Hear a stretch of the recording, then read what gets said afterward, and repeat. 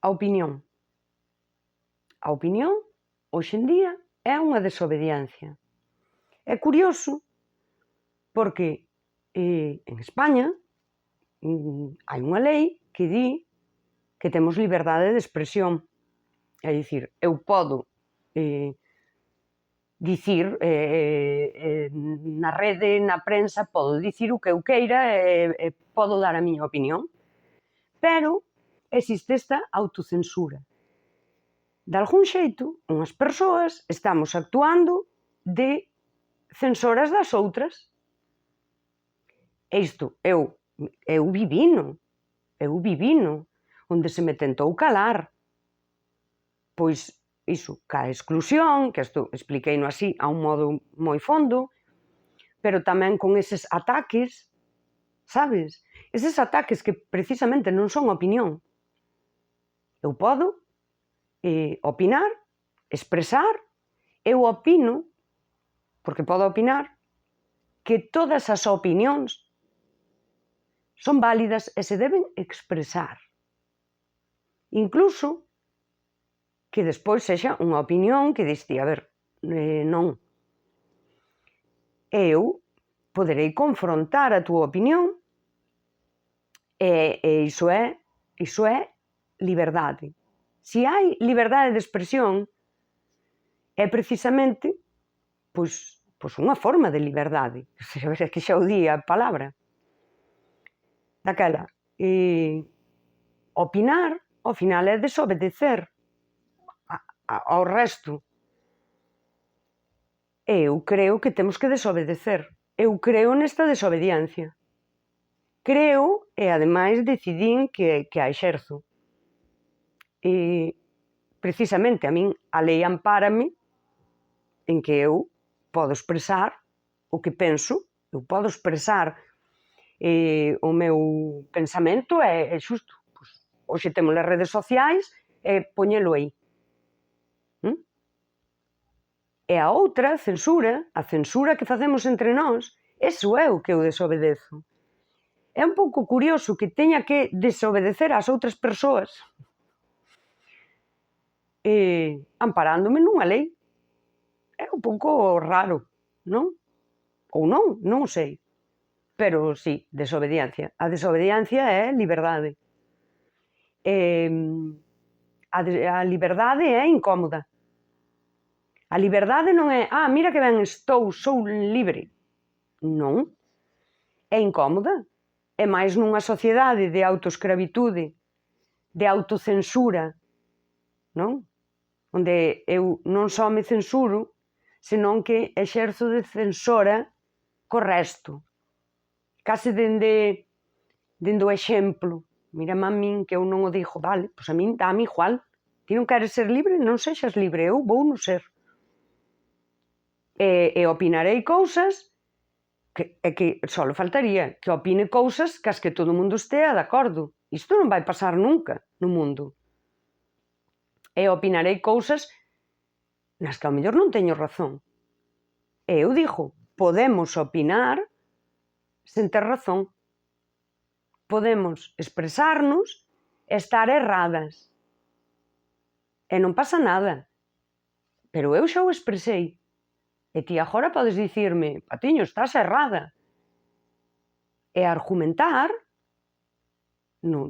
precisamente no teu exercicio de liberdade, e eu ao mellor digo, pois mira, pois sí, en isto estaba errada.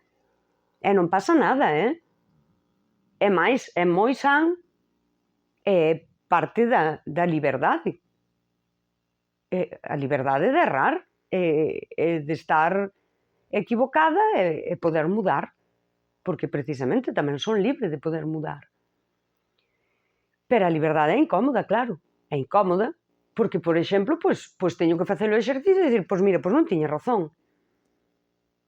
E canto máis nos autocensuramos e máis nos movemos nese discurso único e común e do correcto que se vai deseñando cal é, tamén máis dificultade temos de facer o exercicio de mudarnos, e dicir, bueno, pois estaba errada, pois mira, non pasou nada, sabes, non matei a ninguén.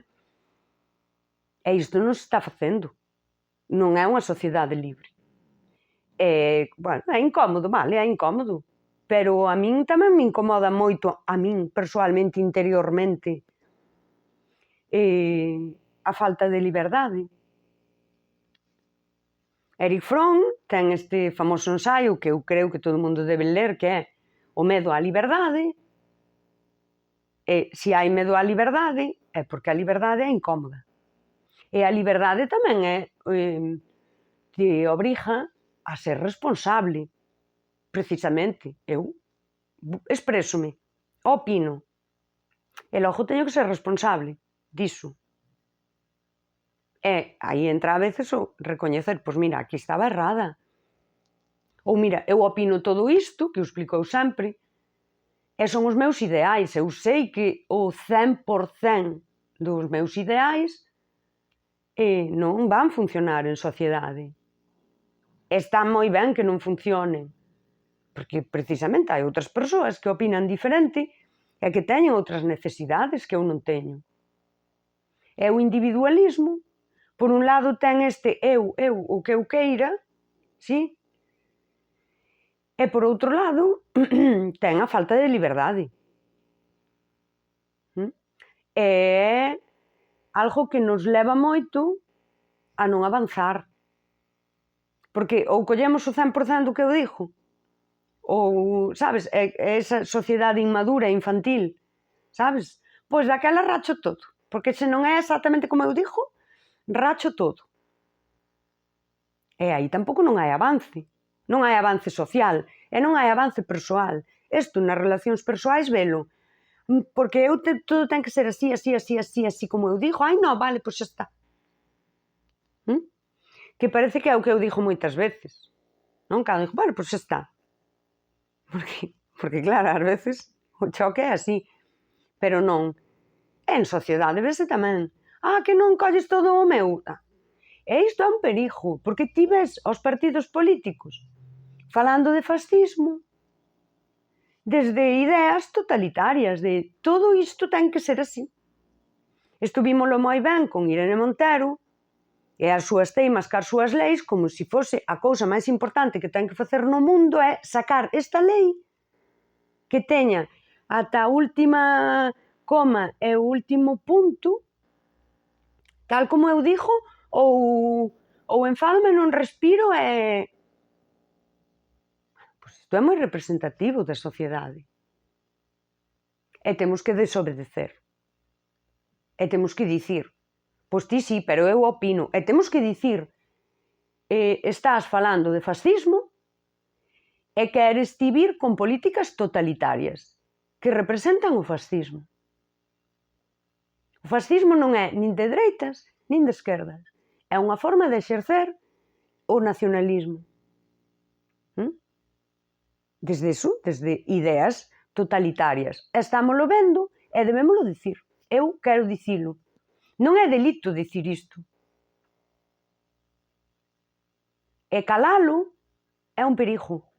E acoller o discurso único é un perigo. Porque se agora digo, non, porque claro, para que non me digan que son o peor, vos vou dicir sí, amén. Como triunfou o fascismo? Como triunfou o nazismo? Desde esta forma. Esta forma na que collemos un discurso único, aínda que sexa absurdo en moitos dos puntos, e temos unha sociedade que quere acoller ideas novas e non se vai sair de aí. Porque xusto, porque imos provocar esta autocensura, que uns sexan censores dos outros. Estamos nunha sociedade da autoescravitude, da autocensura, da autoexclusión, que o digo eu por min, que te autoexclúes, porque a veces querer esa pertenza emocionalmente é duro. Daquela, estou calando, aínda que non concordo con todo, estou calando, e estou dicindo sí, si estou de acordo. Pois o camiño ese xa se andou. Eu opino que estamos ao final dunha era pois que comezou máis ou menos hai 200 anos, con toda a revolución industrial, estamos ao fin dunha era, ao fin da civilización, e históricamente sabemos o que pasa.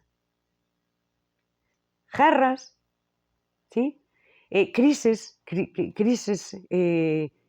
económicas, hoxe temos a enerxética, escravitude, hoxe temos a escravitude do traballo, a xente, hai que ver o salario mínimo, o precio da vivenda, o precio da luz, e todo isto para entender que traballamos por teito e comida. O sea, existe escravitude.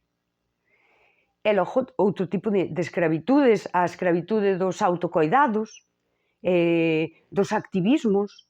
Os activismos chegan a ser pura escravitude.